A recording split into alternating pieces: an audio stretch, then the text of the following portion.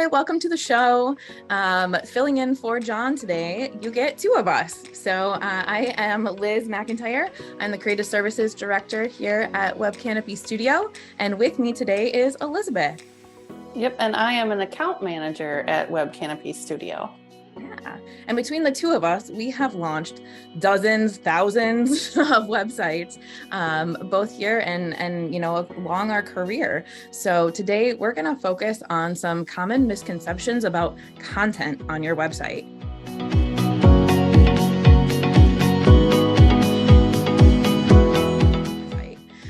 So something Elizabeth and I both were talking about is how typically clients like to focus on themselves during the website design or copywriting process. And really, what should they be focusing on, Elizabeth? They should focus on the user, on their client, and not on them. Nobody wants to go buy from a cheerleader. Sorry, cheerleaders, if that's ruining your game today. That's not intended. But they want to know what you're going to solve, right? And so that's what your content needs to focus on, is how you help them in their day with whatever it is that you're selling on your site. Right. They need to really understand that you know what their problems are and that your product or service can actually fix that for them. They don't want to hear all about you right when they first land on the site. That's what your about page is for, right? So your homepage should really, really be focused on those pain points and how you are going to help solve them. We talk a lot about, kind of thinking about a story, right? So in a story, they're their own hero. Right? You're not the hero. You're just the one that's going to help guide them along their journey, right? Absolutely. Yeah. Yeah. And everybody loves a good story. It makes for better copywriting. Exactly. Yeah.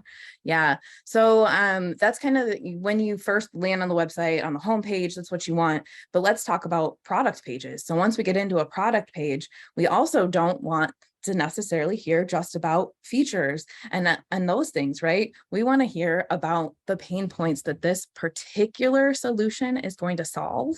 And then also, we don't want to get lost in jargon, right? Oh, yeah. Jargon. Yeah. We know everybody in the SaaS world in any, specific industry has their own industry jargon that not everybody's going to understand. It might make you sound educated at a cocktail party, but on your website, right? Let's actually get into the meat of it and talk to people where they're at. Right. And to further go like down that road of jargon, you have to worry and consider SEO. And sometimes those terms are so inside that nobody actually searches for. I don't know. I'm trying to think of one off of the spot. I have a background in payroll and HR software, so we'll just say HCM. Not a lot of people are going to search HCM. They're probably going to look for payroll and HR software. Exactly, right? Yeah. Anagrams, those are tricky. So how do you get around that? Right. So I know when I was writing papers in college, right, you could get away with, once you've said it once, you can then put it in parentheses and then you can use that, later on throughout the page. But what's really important, I think, with SEO, like you mentioned, you can't do that with like H1s, or in your meta description either. You should really spell out the entire word so that you're capturing the SEO value. Exactly. And you can say it in a supporting paragraph somewhere, or even maybe put it on a blog, like what is HCM, and then explain it. Not that that's the best blog title, but you get where I'm going. And do things that way instead of putting it in those key places that you just mentioned, like the H1s and the metas. Yeah. So we focused a lot on content so far, but something else we were kind of talking about, a popular kind of misconception with websites is, again, if you're selling a product or a service, we want to see it, right? Yeah. We don't want to see a bunch of stock photos. And if we do see stock photos, we want them at least to like show somebody interacting with it or seeing what's happening, right? Yeah, it's kind of fun. Like, I mean, you and I are both designers by, Mhm. by background, right? And Yeah. so we naturally gravitate towards imagery, but then you and I also like will remember what sites had what imagery. And now you're like, oh, that's from Unsplash. I've seen that same stock photo 500 times. So while the stock photos are great, they serve purpose, but we want to see your product. Like that's why humans like to go to the store, right? Mhm. Or tactile. We want to see things. And obviously if I'm buying software, that's not something I can tangibly see, but if I can see the screens and see what it looks like, Yep. that's helpful. That's, yeah, for sure. Picture's Yeah. worth 1,000 words, right? That's a great point. Yeah, if you are a product or a service that is an app or is on a computer, we want to see it on a screen. Mm-hmm. Sometimes you can kind of allude to it being on a screen with illustrations or different kind of ideas where Right. maybe you're not specifically showing a screenshot of the application, right? But you can kind of make it feel like it in an Mm-hmm. illustrated way, but it still needs to somehow represent that it's on a screen, whether Yeah. it be a browser or on a mobile device, whatever the case may be, we need to actually see it in action, right? Absolutely. And then if your software or application that you have is responsive, where it's web-based, Mhm. I mean, I think most is, but it's possible that there's somebody out there that's not. Show Yeah. it and show what it looks like on all those device types, because then people get, oh, I could use this on anything. This is convenient for me. I like it. Right. Yeah, Yeah, I know. Yeah, we've seen that too, where you can use a stock photo right. if it's somebody like on a screen interacting with Hmm. something. Let's say maybe you're a software for doctor's offices, right? But you want to make Right. sure that you have like the waiting room. You don't have just a bunch of guys in lab coats with stethoscopes, even if you're talking about radiology. Right? A Right. radiologist doesn't wear a stethoscope. That doesn't make any Right. sense, right? Right. You got to make sure that it really matches. But I think to your point too, there are really popular stock models, I guess is what you call them, Yeah. that you see Yeah. everywhere. And I would definitely guide you against using those people because you might see them in a billboard somewhere and it might Hmm. remind you of a Preparation H commercial or something like that. You never know, right? Yeah. Right? You don't want to be associated with that. Nobody does. Sorry, Preparation H. I'm Yeah, not and gonna then name to drop. Sorry. yeah, well, we're cool. We're cool. We were given free reign today, so we can talk about whatever, right? But to your point about people, like software is not obviously it's a service, right? It's a thing, but people resonate with people. Like we're naturally drawn towards humans. And so putting that human element on your page will in theory increase page engagement, like I'm losing my word right now. Yeah, But people will interact with you and stay a little bit longer if there's faces on the page, not just screenshots. The absolutely. balance. Yeah. I think Yeah. another great point is including real life testimonials Mm, from clients, and the more personal that can feel, the better. It's obviously great to have logos, anything like that. But if you can have a video of actually somebody absolutely. talking about interacting with you, your product, your service, it's going to go so much further than any stock or illustrations, really. And Yeah. that they're actual clients and not just, this is Frank and he's a VP. Yeah. Like, cool, but how do I know Frank's real? Because you just used, a little avatar and, you know, that's a little suspect now, but people will actually go research that stuff. They'll want to see, who's out there using what. They'll look them up on LinkedIn. I know when in a previous life, when I worked with the sales team at a different company, we would have prospects that would actually go look based on our case studies. They would go look at their websites and look up these people.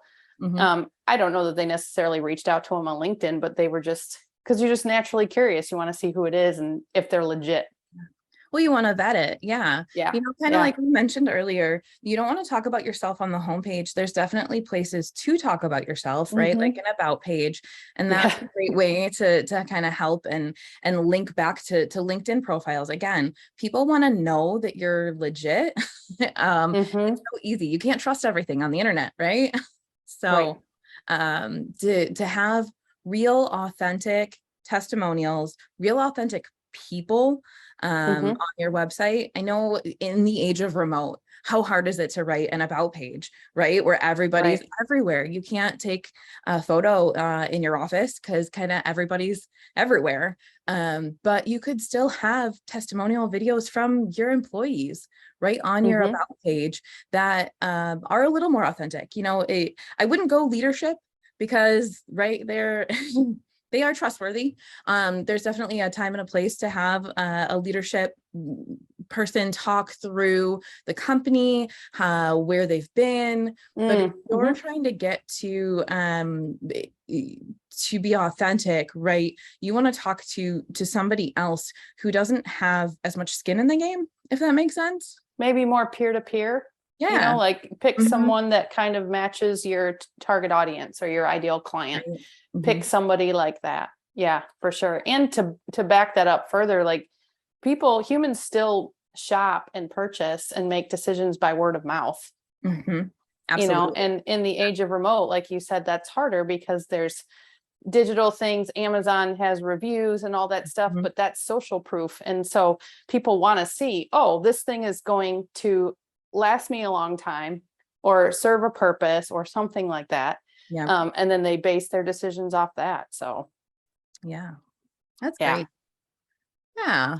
What other let's see, misconceptions with websites?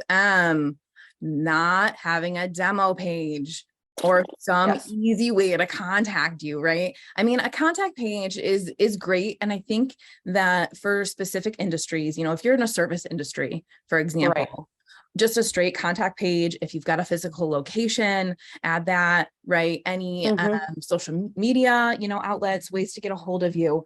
But if you are in the tech industry, for example, you have got to have a demo page, right?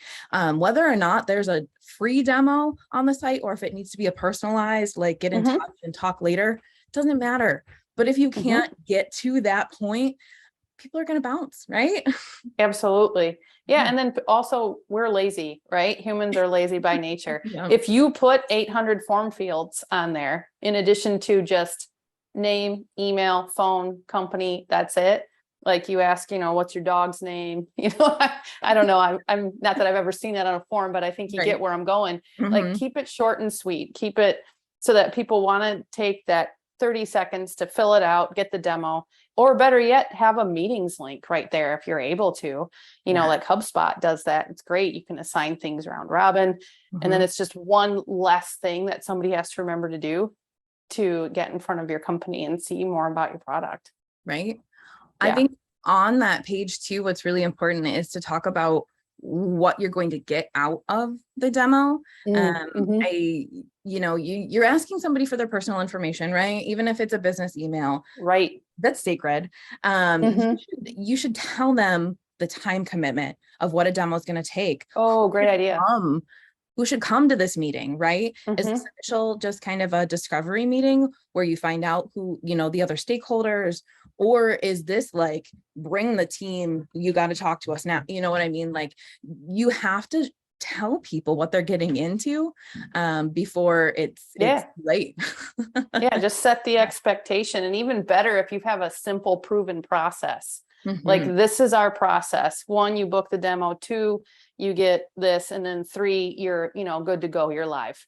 That's even better because people are like, oh, that's it. Okay. Right. Yeah. That's a great point. We see great success with people who put that right on their homepage.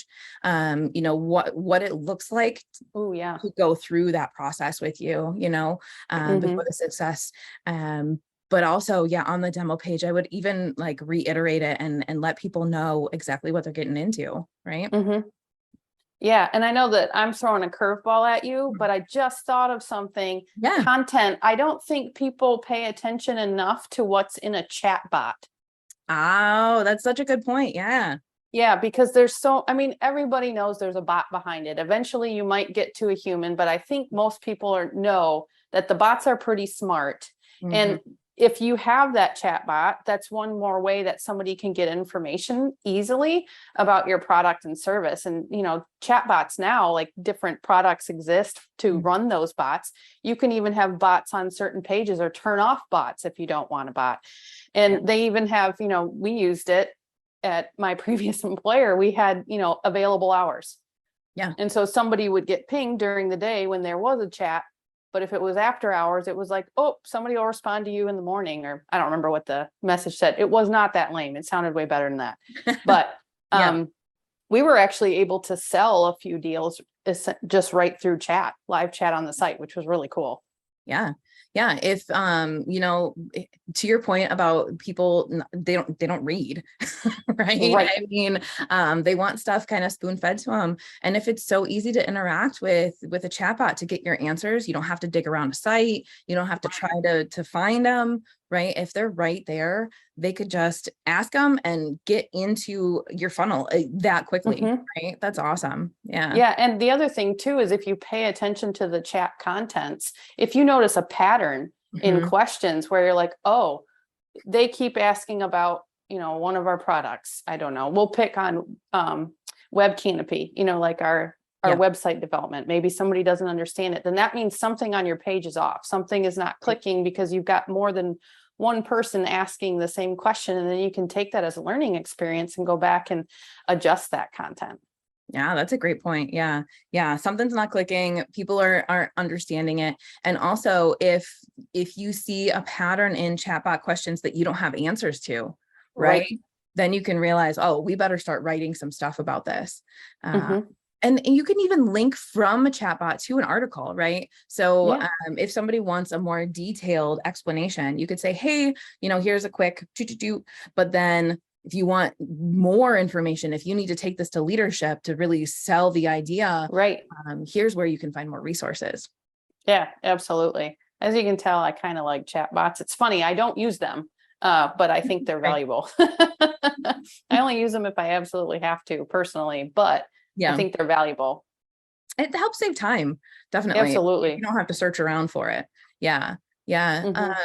Another point I thought of when we were talking about people not reading, about they scan. Yeah, they do. They scan. So some tricks for scanning, make sure that you've got really good headlines that are very clear. Not only do search engines look at your headlines, but also as people scan, they're going to see it because it's big and bold, right? Yes. Designer, that's where their eyes are going to go. But then, if you have details, don't put them in a big paragraph. Nobody's going to read a paragraph of content, let alone a whole page of it, right? We got to break it out into some quick, little bites. Bullet points are great. We love bullet points. Sometimes you can also show instead of tell, if that makes any sense, through videos, through animated GIFs, through some sort of illustration, because not everybody's the same type of learner. You learn this going through school, right? Some people are more visual than they are, tactile or any of the other different learning styles. So making sure that you can resonate with them is really going to be important. Well, and to your point about videos and GIFs and things like that, people absorb information in different ways. Like I happen to be a reader, right? And I have to focus on something if it's audio or video. I can't multitask. It just won't sink into my head. So you're tapping into people's learning abilities, learning or how they learn. And that's what they're doing, is they're at your site to get educated about how you solve what the issue that they have. And then to your scanning point, it was a Z, right? Yep. Historically. Exactly. But, yeah.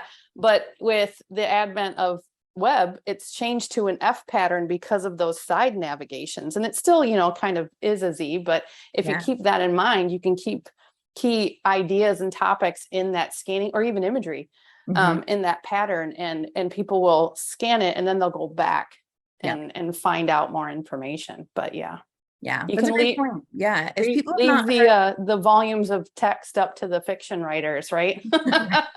Good books. Yeah, exactly.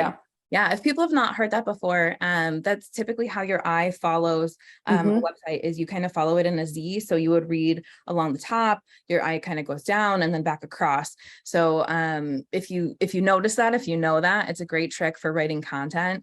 It is. Also imagery, right? Because you don't want your imagery to distract from the content. You want to always add to it, right? You could have the most beautiful website, but if it doesn't say anything, you're not going to convert. Right. Yeah. Yeah, exactly. And then on mobile, you got to pay attention to where people, scroll with their fingers.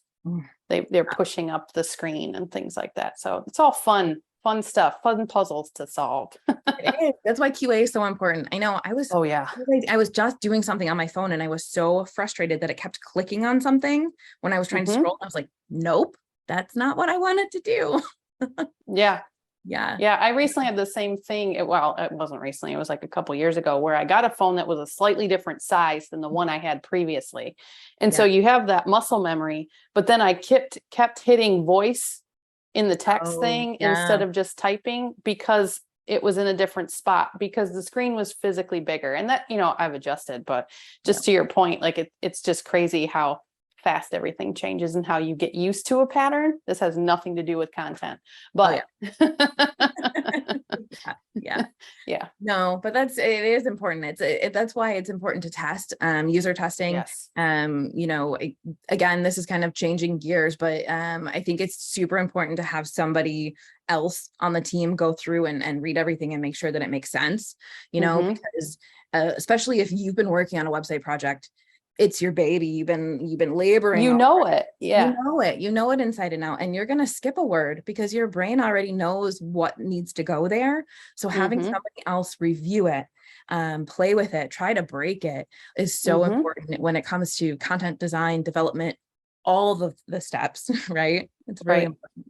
And show someone who's not close to the project, like when you look at this, what is it that we do? And if they don't know, then you need to go back to square one.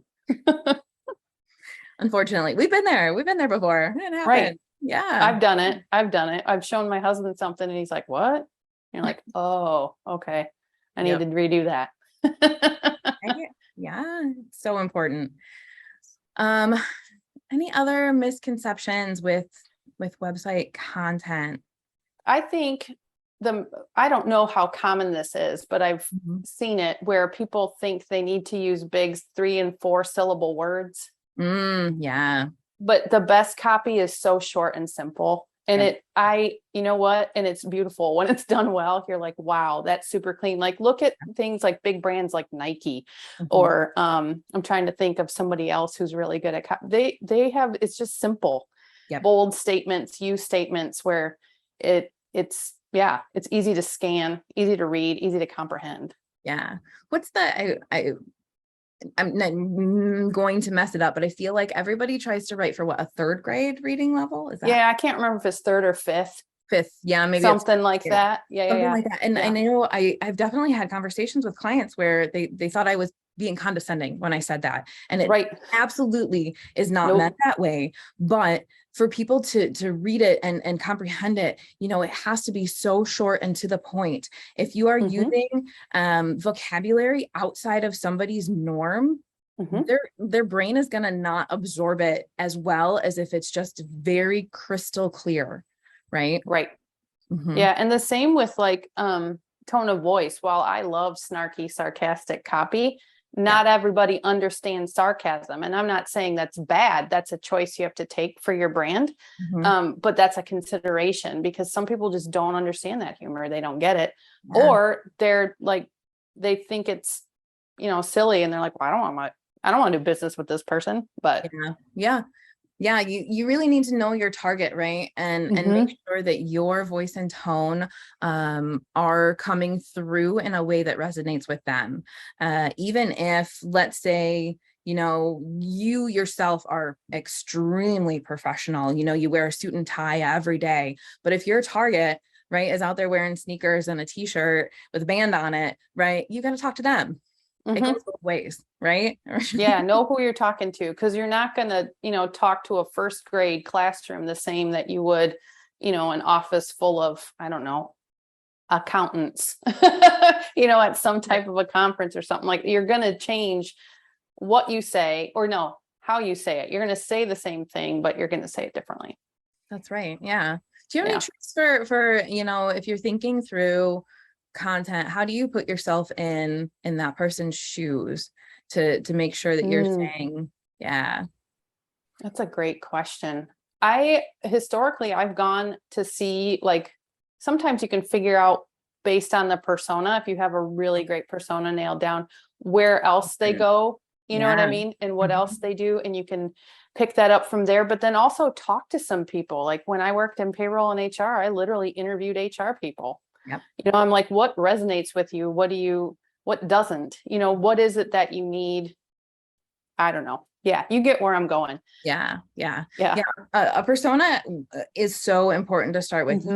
And you might even have an idea of who your target is, but after you launch the site, if it's not resonating with them, you can tell, right? You can look at the metrics, you can look at, heat mapping and where people are falling off, and you can see like, oh, maybe I got this wrong. And what do you need to do to change it, right? So that's when you would maybe go talk to somebody. You would have them look at it and see, like, is this not resonating with you, and why? Yeah. User testing. Absolutely. Say it again. It's so important.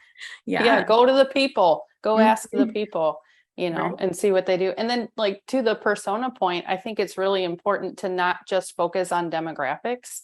Yeah. And like, what are their hobbies? What kind of car does Molly drive? Like, that's cool if you're an auto, manufacturer, but right. If I'm selling, I don't know, what would we be selling where I don't need to know that Molly owns a van, it's not going to help you, is what I'm saying, with copy and content. But knowing the other places that they go for information would be really important. Yeah. What it is they're trying to solve and what they hope your product can deliver for them. Yeah. Those are for sure. Questions. Yeah. Yep. It all comes back around. That's kind of what we started with. Look at that. Nice, neat little circle. It's a nice little package. I know. Nice little circle right there, like you said. Yeah.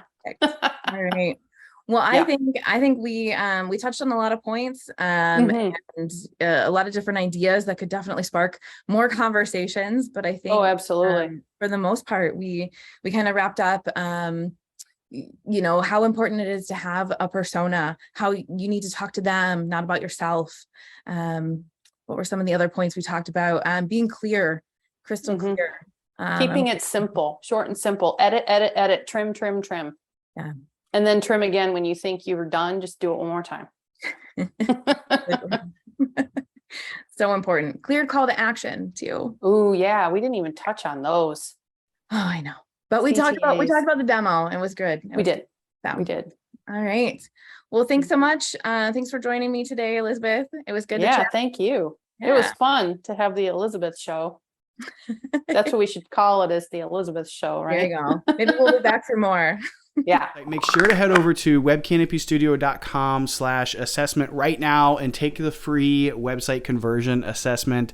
It's a quiz of about 30 questions, and it's going to allow you to grade just how effectively your website is actually converting and generating leads and driving that bottom line sales revenue. So all you have to do is go to webcanopystudio.com/assessment, fill out the form, answer the questions, and you're on your way. I think that's it, everyone. Thank you for listening. Be sure to subscribe to the show if you haven't, and we'll see you next time.